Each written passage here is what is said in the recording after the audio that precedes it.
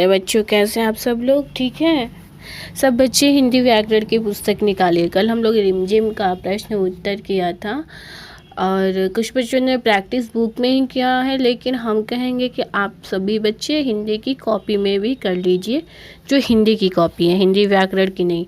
और आज पढ़ेंगे हिंदी व्याकरण में पार्ट 4 संज्ञा, क्योंकि पार्ट 3 हम लोगों ने पढ़ लिया अक्षर, मात्रा व शब्द के बारे में। आज पढ़ेंगे संज्ञा पार्ट 4। कौन सी पुस्तक है? हिंदी व्याकरण, पेज नंबर 24। हिंदी व्याकरण कक्षा 3 के बच्चे निकालिए संज्ञा। आज पढ़ेंगे कि संसार में अनेक वस्तुएं हैं, ठीक, और उन सभी के कुछ न कुछ नाम हैं जिनसे उनकी पहचान होती है। इसी प्रकार से हमारे मन में भी कुछ भाव आते जाते रहते हैं और उनके भी नाम हैं। जैसे रोते हैं तो भाव आया रोना, हंस रहे हैं, दुखी हैं तो भी भाव आया, तो उसका नाम है ना कि दुखी हैं, ठीक। अब उसी प्रकार से कह रहा है कि व्याकरण में ये सब नाम ही क्या कहलाते हैं? संज्ञा कहलाते हैं। जैसे व्यक्तियों के नाम, देखिए अभी कहा है ना कि कुछ न कुछ नाम है। व्यक्तियों के नाम क्या कहलाते हैं? अरुण जेटली, सचिन तेंदुलकर, लता मंगेशकर, ये सब व्यक्तियों के नाम हैं। फिर आता है वस्तुओं के नाम। वस्तु सामान जो होता है, मेज, कार, अनार, खिड़की, फिर उसके बाद से है मतलब पुस्तक, ये सारे क्या है? वस्तु हैं। ये सब क्या कहलाएंगे? वस्तुओं के नाम। फिर आता है स्थानों के नाम। मतलब संज्ञा में देखिए जितने नाम व्याकरण में ये सब नाम आते हैं उनको हम क्या कहते हैं? संज्ञा कहते हैं। स्थानों के नाम में जैसे चिड़ियाघर, लाल किला, हिमालय, लखनऊ, महाराष्ट्र, ये सब क्या कहलाएंगे? हमारे क्या कहलाएंगे? संज्ञा कहलाएंगे। और ये सब स्थानों के नाम हैं। अब आते हैं भावों के नाम। देखिए व्यक्तियों के नाम, वस्तुओं के नाम, स्थानों के नाम मतलब जगह का, भावों के नाम। भावों में जैसा भी बोले हैं ना कि दुखी, हंसी, खुशी। फिर आता है क्या? आगे देखते हैं भावों के नाम। भावों के नाम में क्या हो रहा है? भावों के नाम में आ रहा है सुंदरता, बुढ़ापा, सर्दी, हंसी, खुशी, दुखी, ये सब भाव प्रकट कर रहे हैं, ठीक। ये सब भाव के नाम है। तो संज्ञा किसे कहते? कोई पूछेगा तो क्या कहेंगे कि किसी प्राणी, वस्तु, स्थान या भाव के नाम को क्या कहते हैं? संज्ञा कहते हैं।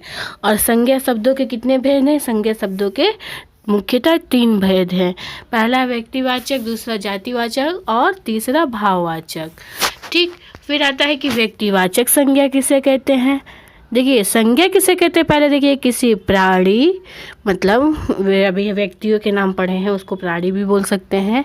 वस्तु मतलब सामान। फिर आता है स्थान मतलब जगह।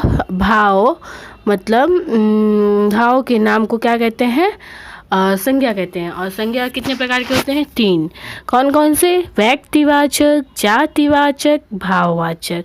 अब व्यक्तिवाचक किसे कहते हैं? व्यक्तिवाचक उसे कहते हैं कि जिसमें जिन शब्दों से किसी विशेष व्यक्ति, वस्तु, स्थान या प्राणी का बोध होता है उसे हम क्या कहते हैं? व्यक्तिवाचक कहते हैं। किसी विशेष गीता हमारा विशेष है, आपको पता ही है।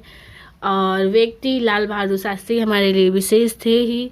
एरावत भी है। ये मतलब उस जाति के होने का बोध करा रहा है। गंगा पूरे पानी का, पूरे स्थान का बोध करा रहा है। अतः ये सभी नाम क्या कहलाएंगे? विशेष व्यक्ति, विशेष वस्तु, विशेष स्थान या विशेष प्राणी का बोध कराते हैं। इन्हें व्यक्तिवाचक संज्ञा के अंतर्गत आते हैं या व्यक्तिवाचक संज्ञा कहते हैं, ठीक। अब आते हैं जातिवाचक। जातिवाचक मतलब जिन शब्दों से किसी प्राणी, वस्तु, स्थान की पूरी जाति का बोध हो। मतलब जैसे अब आप लोग को कोई कहता है कि विद्यार्थी, अब विद्यार्थी में कौन सा विद्यार्थी? मतलब बहुत सारे विद्यार्थी, तो उस जाति का, या जानवर, उस जानवर में बहुत सारे जानवर आ जाते हैं, हाथी, घोड़ा, नाम नहीं लेता है, तो उस जाति का बोध होता है, उसे जातिवाचक कहते हैं। व्यक्ति में आप सब व्यक्ति आ जाएंगे। किताब, अब किताब में कौन कौन सी किताबें आएंगी आपको पता ही है, बहुत सारी। हाथी में मतलब हाथी की जितने मतलब इस हाथी के जितने साथी होते हैं, जैसे उनके ग्रुप की, उनके समूह की, वो उस जाति का बोध करा। नदी में सारी नदियाँ आ जाएंगी, ब्रह्मा, गंगा, यमुना, सरस्वती, जितनी नदियाँ हैं, तो ये सब क्या कहलाएंगे। अतः इन सब के अलावा भी और भी अनेक नाम है जो जातिवाचक के अंतर्गत आते हैं। जैसे स्त्री पुरुष, स्त्री में जैसे गलते हैं ना गर्ल्स, तो गर्ल्स में मतलब पूरी गर्ल्स आ जाती हैं, तो उस जाति का गर्ल्स का बोध हो गया। बालक बालिका, पशु पक्षी, अभी बताए हैं ना, कीट पतंग, पेड़ पौधे, पत्ती फूल, कांटे, गांव, नगर, बाग, वन, ये सब मतलब पूरा हमारा जाति का बोध कराता है, उसे जातिवाचक संज्ञा कहते हैं। नहर, झील, सागर, पेन, पेंसिल, बस्ता, पुस्तक, ये सारी चीज़ों का क्या करा रहा है, बोध कराता है, उसे हम लोग जाति कहते हैं। ध्यान दीजिएगा, व्यक्ति कोई भी हो सकता है, किंतु लाल बहादुर शास्त्री एक क्या है, विशेष व्यक्ति हैं। इसी प्रकार किताब कोई भी हो सकती है, लेकिन किताब एक गीता क्या है, विशेष है, अभी बताए हैं ना। देखिए यहाँ पे कह रहा है। फिर होता है कि भाववाचक, भाव मतलब जिसमें गुण, दोष, भाव, स्थिति या अवस्था का पता चलता है, उसे हम लोग भाववाचक संज्ञा कहते हैं। भाववाचक संज्ञा किसे कहते हैं, जिसमें गुण मतलब वो अच्छा लड़का है, उसके अंदर ये गुण है, वो ये काम कर लेता है। दोष, वो बहुत बदमाशी है, उसके अंदर ये कमी है। भाव मतलब रोना, हंसना, खेलना। स्थिति मतलब किस स्थिति में है, या अवस्था बुढ़ापा में है, बचपन में है, जवानी में है, का पता चलता है, उन्हें भाववाचक संज्ञा कहते हैं। जैसे मिठास, हंसी, बचपन, मित्रता। इसके अलावा और भी नाम है जो भाववाचक संज्ञा के अंतर्गत आते हैं, जैसे प्रेम, ममता, खुशी, शीतलता, घबराहट, क्रोध, आशा, लंबाई आदि, ये सब भाव प्रकट करता है, तो इसे भाववाचक कहते हैं। फिर कह रहा है कि किसी व्यक्ति, वस्तु, स्थान या भाव के नाम को क्या कहते हैं, क्या कहते हैं, संज्ञा कहते हैं। चौथा इसमें जो ये संज्ञा दिया है, इसको हम टिक कर लेंगे। फिर है कि संज्ञा के भेद होते हैं। संज्ञा का भी हम पढ़ाए 3, कौन कौन से, व्यक्ति, जातिवाचक और भाववाचक। फिर क्या है कि इनमें से व्यक्तिवाचक संज्ञा कौन है, व्यक्तिवाचक संज्ञा हो जाएगा रवि, टिक। फिर आता है क्या, जातिवाचक। जातिवाचक में क्या आ जाएगा, जो जाति का, पेड़ का बोध करा रहा है, ठीक। पेड़ का बोध करा रहा है।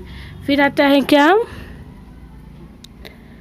कि भाववाचक किसे कहते हैं, भाववाचक में आ जाएगा आशा। ये किला तो स्थान हो गया, जगह मतलब वस्तु हो गई, ताजमहल भी, और रोहित तो व्यक्तिवाचक हो गया, तो ये कर लीजिए। फिर दिया है कि पेज नंबर 27 पे कुछ दिया है, उसको करने की कोशिश करिए, कल हम उसको करा के आप लोग को भेजेंगे। आज इतना ही पढ़िए। Thank you, have a nice day, bye everyone.